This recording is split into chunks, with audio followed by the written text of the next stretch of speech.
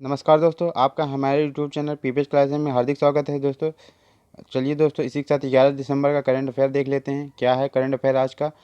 पिछली क्लास में हमने 10 दिसंबर के करंट अफेयर बताया था और आपको एक क्वेश्चन भी दिया था होमवर्क के लिए, और एक क्वेश्चन का जवाब भी मैंने पिछले क्वेश्चन का जवाब भी बताया था। आज भी वही है दोस्तों, कुछ क्वेश्चन आपके लिए मैं इंपॉर्टेंट लाया हूँ, 11 दिसंबर से संबंधित हैं। मतलब जो हाल ही में 10 दिसंबर जो 9 दिसंबर की खबरें हैं उनसे संबंधित है। और बाकी आपके लिए भी आज भी एक क्वेश्चन है, और मैं कल का जो आपको होमवर्क दिया था उसका जवाब मैं ज़रूर बताऊंगा दोस्तों। इसी के साथ देखते हैं आज का करंट अफेयर। पहला क्वेश्चन क्या है हमारा। पहला क्वेश्चन है दोस्तों, किन दो देशों के बीच शाहीन ईगल संयुक्त वायुसेना अभ्यास शुरू किया। बताइए दोस्तों। चीन पाकिस्तान, चीन अफगानिस्तान, नेपाल और चीन। तो बताइए दोस्तों किसके साथ शुरू किया गया है। तो दोस्तों ये किया गया है चीन और पाकिस्तान के बीच शाहीन संयुक्त वायुसेना अभ्यास दोस्तों। चलिए दोस्तों, इसी के साथ नेक्स्ट करंट अफेयर देखते हैं। नेक्स्ट करंट अफेयर क्या है। नेक्स्ट करंट, कौन सा देश 2023 के अंत तक दुनिया की पहली बिजली से चलने वाली हवाई टैक्सी सेवा का मेज़बानी करेगा। यानी कि दोस्तों जो हवाई टैक्सी सेवा की मेज़बानी कौन सा देश 2023 के अंत तक कर लेगा, यानी कि हवाई टैक्सी, यानी कि टैक्सी हवाई जहाज़ की तरह उड़ेगी दोस्तों। सिंगापुर, जापान, रूस या इनमें से कोई नहीं। तो दोस्तों ये करेगा सिंगापुर। चलिए दोस्तों नेक्स्ट क्वेश्चन देखते हैं। नेक्स्ट क्वेश्चन, और सिंगापुर में ही दोस्तों अभी हाल ही में एप्पल का एक फ्लोटिंग ऑफिस खोला गया है। जो दोस्तों फ्लोटिंग ऑफिस का मतलब जो पानी में तैरता है, उस प्रकार का ऑफिस। चलिए दोस्तों, मंगलेश डबराल, तीसरा क्वेश्चन है, मंगलेश डबराल का 72 वर्ष की उम्र में निधन हो गया। वह कौन थे। अभिनेता थे, गायक थे, कवि थे या इनमें से कोई नहीं। तो बताइए दोस्तों कौन थे वो। तो दोस्तों वो मंगलेश डबराल एक कवि के रूप में जाने जाते थे, प्रसिद्ध कवि थे। इनका 72 वर्ष की उम्र में निधन हो गया दोस्तों। चलिए दोस्तों नेक्स्ट क्वेश्चन देखते हैं। पूर्वोत्तर भारत का पहला ह्यूमन मिल्क बैंक कहाँ खोला जाएगा। तो बताइए दोस्तों पूर्वोत्तर भारत का, यानी कि ईस्टर्न सेवन सिस्टर जिसको बोले जाता है दोस्तों। सेवन सिस्टर जो हमारे हैं, अरुणाचल प्रदेश, मेघालय, मिजोरम, असम, त्रिपुरा दोस्तों, इनको सिक्किम, ये सेवन सिस्टर के रूप में जाने जाते हैं। तो दोस्तों बताइए। तो दोस्तों आइजोल, गुवाहाटी, ईटानगर। तो दोस्तों ये खोला जाएगा गुवाहाटी, असम के गुवाहाटी शहर में दोस्तों। चलिए दोस्तों नेक्स्ट क्वेश्चन देखते हैं। नेक्स्ट क्वेश्चन, नेक्स्ट क्वेश्चन है, शिक्षा मंत्रालय की नई स्कूल नीति 2020 के लिए के अनुसार बैग का वजन कितना होना चाहिए। दोस्तों अभी शिक्षा मंत्रालय की नई नीति, स्कूल की नई नीति आई है 2020 में। इसमें बैग का वजन बताया गया है कि शरीर के वजन का 9%, शरीर के वजन का 10%, शरीर के वजन का 15%, शरीर के वजन का 8%। तो बताइए दोस्तों। तो दोस्तों ये शरीर के वजन का 10%। नई स्कूल नीति के अनुसार दोस्तों जो अब कक्षा तक कोई होमवर्क, मतलब जो होमवर्क है नहीं होगा दोस्तों। और किताबों का जो किताबों का वजन होगा दोस्तों, वो 500 ग्राम से 350 किलोग्राम तक होगा दोस्तों। और इस पॉलिसी के अनुसार दोस्तों पहिए वाले बैग पर रोक लगा दी गई है। पहले एक ट्रॉली टाइप का बैग आता था जो बच्चों को दे दिया जाता था उनके अभिभावक के द्वारा, तो वो उस पर भी रोक लगा दी गई है दोस्तों। और बताएं दोस्तों, इसकी 2000 शिक्षा नीति 2020 की अध्यक्षता के कस्तूरी रंजन के अनुसार दोस्तों 1986 में दोस्तों ये जो शिक्षा नीति थी, पहले 1986 में दोस्तों शिक्षा मंत्रालय के नाम से, फिर और उसके बाद एचआरडी मिनिस्ट्री के नाम से जानी गई। फिर हाल ही में अभी नई शिक्षा नीति, इसको शिक्षा मंत्रालय फिर से इसका नाम बदल के कर दिया गया है दोस्तों। तो दोस्तों इसी के अनुसार ये मतलब है कि अब जो वज़न होगा वो पूरे शरीर का वज़न का 10% ही बैग में होगा मतलब दोस्तों। चलिए दोस्तों इसी के साथ नेक्स्ट क्वेश्चन देखते हैं। नेक्स्ट क्वेश्चन, नए संसद के वास्तुकार कौन है। यानी कि दोस्तों नए संसद के बनाने वाले का कौन है, मतलब इनका नाम क्या है। एडविन लुटियन, हर्बर्ट बेकर या बी, या इनमें से कोई नहीं। तो दोस्तों इसके बारे में हम आपको बता देते हैं। तो मतलब पीएम जो प्रधानमंत्री हमारे देश के नरेंद्र मोदी जी हैं, उन्होंने 10 दिसंबर को नए संसद भवन का शिलान्यास किया। तो उसी से संबंधित है दोस्तों। तो उसके वास्तुकार के बारे में पूछा गया कौन कौन है। तो एडविन लुटियन, हर्बर्ट बेकर या बी दोनों, इनमें। तो दोस्तों ये दोनों हैं, एडविन लुटियन और हर्बर्ट बेकर, ये दोनों वास्तुकार हैं दोस्तों। और इस बार जो संसद भवन का मतलब दोस्तों इसका शेप किस प्रकार के, तो इसका ट्रायंगुलर इसका शेप है दोस्तों, यानी त्रिभुजाकार। और दोस्तों ये किस प्रोजेक्ट के तहत काम कर रहा है, तो दोस्तों ये प्रोजेक्ट सेंट्रल विस्टा प्रोजेक्ट के तहत काम कर रहा है दोस्तों।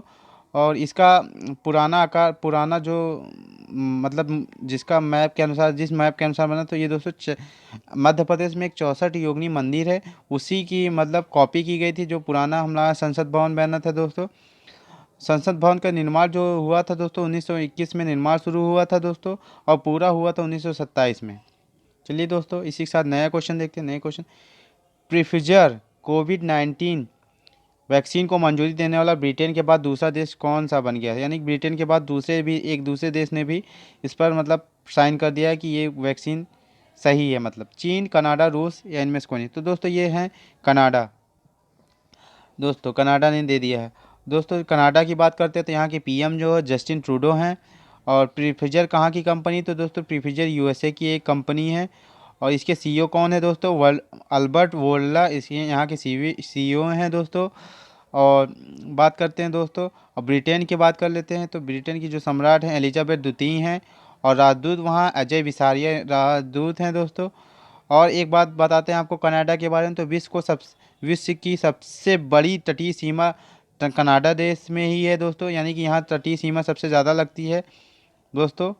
इसकी तटीय सीमा की लंबाई जो है टोटल दोस्तों बताता हूँ मैं आपको, तो इसकी तटीय सीमा की लंबाई जो है 8,890 किलोमीटर है दोस्तों। और कनाडा में दोस्तों गेहूं मंडी, विश्व की सबसे बड़ी गेहूं मंडी जो विनिपेग में है, वो भी जानी जाती है दोस्तों गेहूं की सबसे बड़ी मंडी के रूप में। तो चलिए दोस्तों इसी के साथ नेक्स्ट क्वेश्चन देखते हैं। नेक्स्ट क्वेश्चन, कौन भारत का पहला कार्बनिक केंद्र शासित प्रदेश घोषित किया गया है, तो बताइए दोस्तों। पहला कार्बनिक ऑर्गेनिक यूटी यूनियन टेरिटरी के रूप में घोषित किया गया, दिल्ली, लक्षद्वीप, जम्मू कश्मीर, इनमें से कोई नहीं। तो दोस्तों ये है लक्षद्वीप। लक्षद्वीप कार्बनिक उसके कार्बनिक केंद्र के रूप में शासित किया गया दोस्तों। बात करते हैं दोस्तों कार्बनिक 100% ये ऑर्गेनिक होगा दोस्तों, 100% मतलब 100% इसका ऑर्गेनिक होगा। जब प्रमाणीकरण के तहत कीवी को पहली बार दिया गया था दोस्तों, कीवी को पहली बार मतलब इसके उस पर घोषित किया गया था कीवी को मान्यता देने वाला जैव प्रमाणीकरण के तहत, तो दोस्तों अरुणाचल प्रदेश पहला राज्य था। और दोस्तों बात करते हैं तो लक्षद्वीप की, तो लक्षद्वीप जो है 36 द्वीपों से मिलकर बना हुआ है। इसका गठन की बात करते हैं तो दोस्तों 1956 में इसका गठन हुआ था। और इसके बारे में बात करते हैं तो दोस्तों, और इसके बारे में दोस्तों तो यहाँ की कैपिटल कौन सी हो जाती है, कैपिटल कावारती यहाँ की कैपिटल हो जाती है दोस्तों। और 34वें यहाँ के मतलब जो दिनेश्वर लाल शर्मा हाल ही में निधन हो गया, यहाँ के 34वें मतलब उपराज्यपाल थे दोस्तों। चलिए दोस्तों नेक्स्ट क्वेश्चन देखते हैं। नेक्स्ट क्वेश्चन क्या है, नेक्स्ट क्वेश्चन है दोस्तों, शेख सबा अल खालिद अल हमद अल सबाह। तो दोस्तों खालिद अल हमद अल सबा किस देश के फिर से पीएम बने हैं दोस्तों। इनका नाम ही इतना बड़ा है, तो बताइए दोस्तों किस देश के बने हैं। तो दोस्तों कतर, जॉर्डन, कुवैत, इनमें से कौन। तो दोस्तों ये बने हैं कतर के नए पीएम बने हैं फिर से मतलब ये। तो दोस्तों चलिए दोस्तों नेक्स्ट क्वेश्चन देखते हैं। नेक्स्ट क्वेश्चन है, भारत और किस देश के बीच सड़क बुनियादी ढांचा क्षेत्र में प्रौद्योगिकी पर एक समझौता किया गया।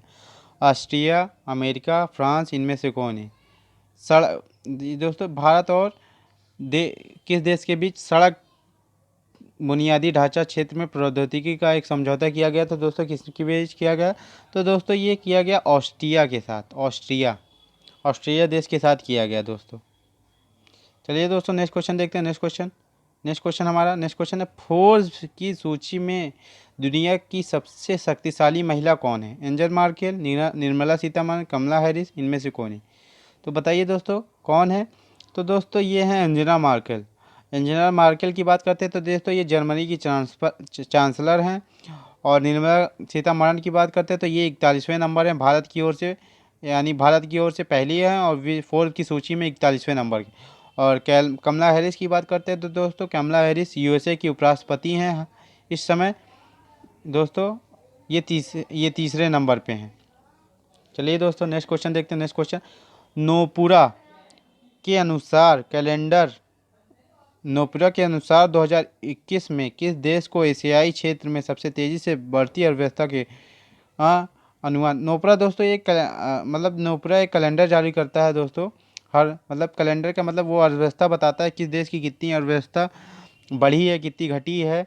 इसी अनुसार से अपनी मतलब वो अपना लागू करता है। तो दोस्तों उसने इस बार बताया है कि किस देश की सबसे तेज़ी से अर्थव्यवस्था बढ़ने का अनुमान है। तो दोस्तों चीन, कतर, चीन, भारत, पाकिस्तान इनमें से कौन। तो दोस्तों ये भारत का बताया उसने। कितना बताया। तो दोस्तों नोपुरा कहाँ की कंपनी। तो दोस्तों नोपुरा जापानी कंपनी है और इसने बताया कि भारत की जो अर्थव्यवस्था होगी वो 9.9% अनुमान लगाया है बढ़ने का 2021 में दोस्तों।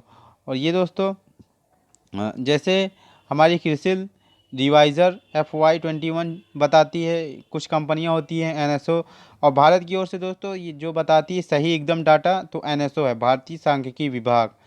दोस्तों वो हर क्वार्टर बताती है, जैसे Q1, Q2, Q3, Q4 हर क्वार्टर में बताती है। जैसे Q1 में -23.9% था, Q2 में -7.5% था। ऐसे Q3 का जारी करेगी, ऐसे Q4 का जारी करेगी, इसी के अनुसार होता है दोस्तों।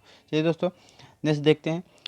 लौटे हुए प्रवासी श्रमिकों के लिए आजीविका का सृजन की शुरुआत किस राज्य ने की है। तो बताइए दोस्तों किस राज्य ने की है। प्रवासी श्रमिकों की सहायता के लिए रोजगार के सृजन किसने किया है।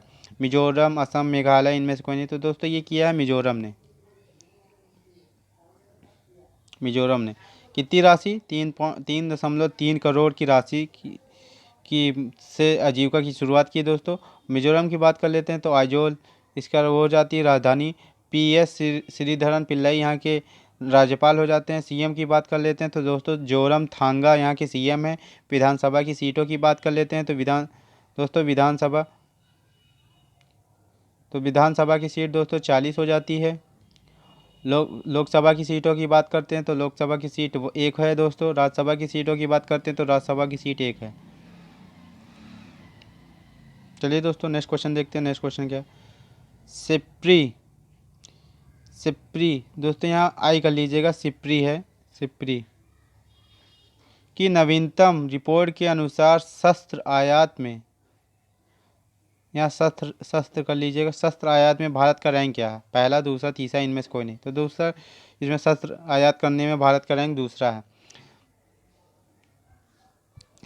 इसमें दोस्तों 25 कंपनियों की रैंकिंग की गई है दोस्तों। स्टार्टिंग में 5 कंपनियां जो हैं USA की हैं और दोस्तों और एक्सपोर्ट की बात करते हैं तो सबसे ज़्यादा निर्यात किसने किया है। तो USA और रसिया ने किया है। इंपोर्ट की बात करते हैं तो किसने सबसे ज़्यादा ख़रीदा है। तो दोस्तों सऊदी अरब ने सबसे पहले नंबर 1 पे है। उसके बाद दूसरा हमारा भारत देश है। परमाणु हथियार की बात कर लेते हैं तो दोस्तों भारत की रैंक 6 है, छठे नंबर पे है और ये इसके पास 150 परमाणु हथियार हैं। और हमारे पड़ोसी देश पाकिस्तान के पास दोस्तों हमसे ज़्यादा हैं, यानी कि उसके पास 160 परमाणु हथियार हैं। चलिए दोस्तों नेक्स्ट क्वेश्चन देखते हैं। किस राज्य ने अस्पतालों में इलाज कराने वाले रोगियों को मुफ्त सुविधा प्रदान करने की घोषणा की है। तो दोस्तों किसने की है। तो दोस्तों ये की है